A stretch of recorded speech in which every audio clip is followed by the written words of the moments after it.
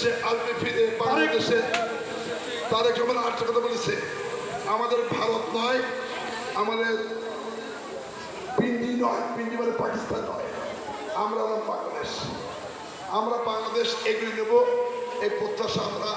বাংলাদেশেই আমাদের জীবন মরণ সব, আমাদের পালাতে জায়গা নেই।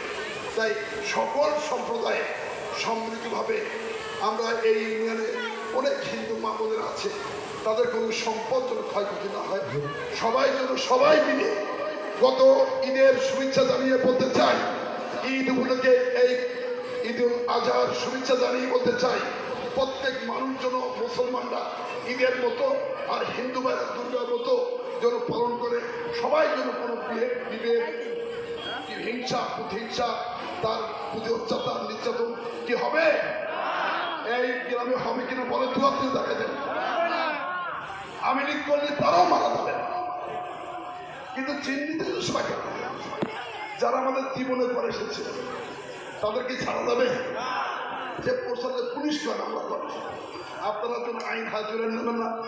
আর একটা বিষয় করি, যার কিছু ন্যায় নিষ্পত্তি চলতে হবে, সাদাকে সাদা বলা আর কালোকে কালো বলা। এখন তার মাঠে জমি আছে, দখল করে নিলে এটা কি হারাম না হালাল? এটা কি সাদা কাজ? অর্থাৎ এই দখল চল ভাই, যার যা হক মরে গেলে কেউ থাকে। আমি এক্ষুনি মারা যাই, আর তার মধ্যে বহু সম্পত্তি আছে, জমিন আছে, আমি মরে গেলে কিন্তু লাশ আর দাফন হবে আমাদের কবরে, আর হিন্দু ভাইদের যাবে শ্মশানে।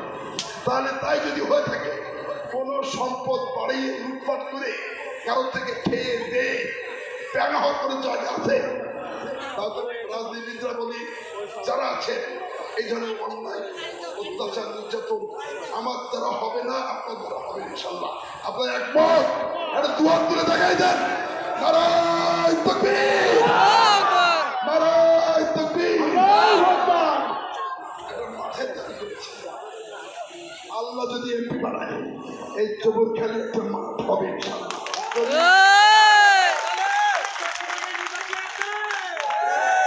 যদি আমার নিজের টাকাতেও কিনতে হয়, যদি না পাই, আমি আপনাদের একটা মাঠ, 2 বিঘা জমির মাঠ আমরা করবো করবো বলে শপথ